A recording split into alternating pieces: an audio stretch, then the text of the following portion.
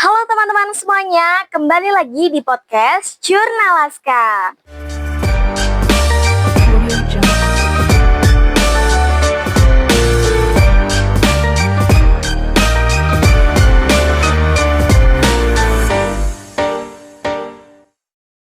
Kali ini kita kedatangan tamu spesial, ada Kak Naura dan aku Mediska yang akan berbagi cerita dan pengalaman menarik seputar kejuaraan di Lomba Kompara. Saya Lovely Kusuma sebagai host dan kita akan berbagi cerita banyak hal menarik hari ini. Selamat datang Kak Naura dan Kak Mediska. Terima kasih. Apa kabar nih? Sehat selalu kan ya? Alhamdulillah sehat. Lovely sendiri gimana nih kabarnya? Alhamdulillah sehat dong Kak. Nih ngomong-ngomong soal kejuaraan di Lomba Kompara ini, apa aja sih yang diraih di lomba ini? Nah, di Lomba Kompara ini Alhamdulillah PMR Wira SMA Negeri 2 Batang meraih juara 1 perawatan keluarga, terus juga juara 1 lomba cerdas cermat, dan juara 2 poster. Nah, ada lagi nih. Nah, terus ada kita juara 2 lomba pertolongan pertama, juara 2 lomba Duta Kompara, dan juga alhamdulillahnya kita jadi juara umum 1 di tingkat Wira. Wah, keren banget Kak. Nah, kalau boleh tahu, tempat pelaksanaannya ini tuh di mana? Karena Kompara yang mengadakan itu SMA Negeri 1 Batang, dan otomatis pelaksanaannya tuh ya di SMA Negeri 1 Batang. Wah, nah kan kejuaraan PMR Wira Semanda ini kan banyak banget kan. Itu tuh dilakukan secara perorangan atau tim?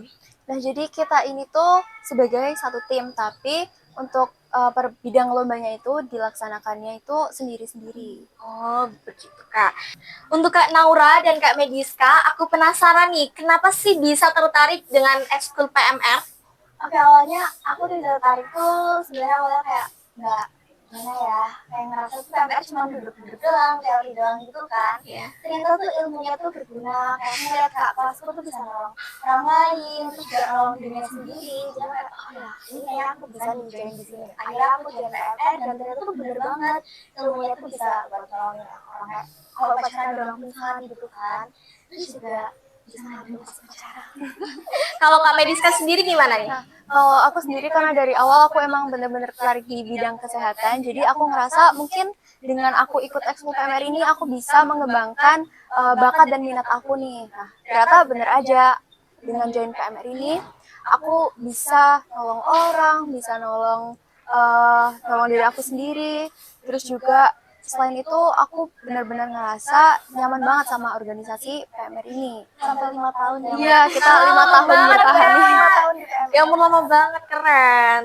Nah, berhubung di samping aku ada kakak-kakak cantik PMR, aku mau tanya nih, bagaimana pertolongan pertama jika terluka? Mungkin pemirsa di rumah juga penasaran nih pastinya. Nah, terlukanya tuh apa dulu nih loh? Mungkin kayak tangannya berdarah, jatuh gitu Kak, terbentur. Jadi darahnya mengalir ya? Iya Kak. Nah, gimana nih Kat kalau darahnya mengalir? Nah, kalau misalkan di kasus darahnya mengalir yang benar-benar kayak banyak banget gitu ya, yang pertama kita amanin dulu korbannya ke tempat yang lebih aman. Karena misal karena kecelakaan ya di tengah jalan, nggak mungkin kita langsung nolongin kan Kak, yang ada malah nambah korban. Jadi setelah kita amanin, kita hentikan dulu perdarahannya. Ya, setelah itu kalau perdarahannya belum berhenti, kita tinggikan dulu ya lukanya ya. Yang penting tuh lebih tinggi dari jantung kita. Habis itu, kalau udah berhenti bisa juga dikasih antiseptik, terus dibalut. Karena kan itu kan berdarah-darah tuh berarti lukanya lumayan terbuka ya, besar. Kalau nggak dibalut takutnya kena debu atau kotoran. Jadi dibalut dulu biar tertutup. Nah, untuk membalutnya sih bisa diganti tiap hari biar nggak kotor juga. Dan sambil dilihat dulu lukanya perkembangannya gimana. Jadi lumayan sulit-sulit gampang ya Kak. Iya. Nah aku penasaran nih, untuk mempersiapkan lomba ini tuh butuh berapa lama sih latihannya? Untuk lomba ini tuh kurang lebih sebulan. Tapi kan karena di bulan April itu kita ada ulangan, terus juga puasa juga ya, ada lebaran juga nih. Jadi kepotong-potong dan juga kita latihannya nggak bisa intensif ya. Nah kita tuh baru latihan intensif itu kira-kira hamin 1 minggu lomba. Itu kita sambil menahan lapar dan haus tiap kita latihan. Jadi lumayan susah juga ya Kak, karena kepotong-potong jadi kurang gitu Kak. Tapi hebat banget loh Kak, bisa banyak juaranya itu, keren. Lalu aku juga dengar soal Duta Kompara. Duta Kompara itu apa sih Kak? Kak Febri bisa jawab, kebetulan Duta Komparanya langsung. Oke, jadi Duta Kompara itu lombanya itu mencakup semua lomba yang dilombakan di event Kompara tersebut. Jadi Duta Kompara ini bagi jadi 3 tahap nih.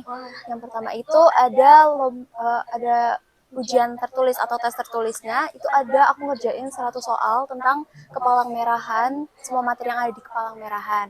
Terus yang di tahap keduanya itu ada studi kasus. Nah, studi kasus ini tuh diambil dari buku PRS tahun 2008. Nah, kalau misalkan teman-teman penasaran mungkin bisa dibaca Boleh nanti. banget tuh.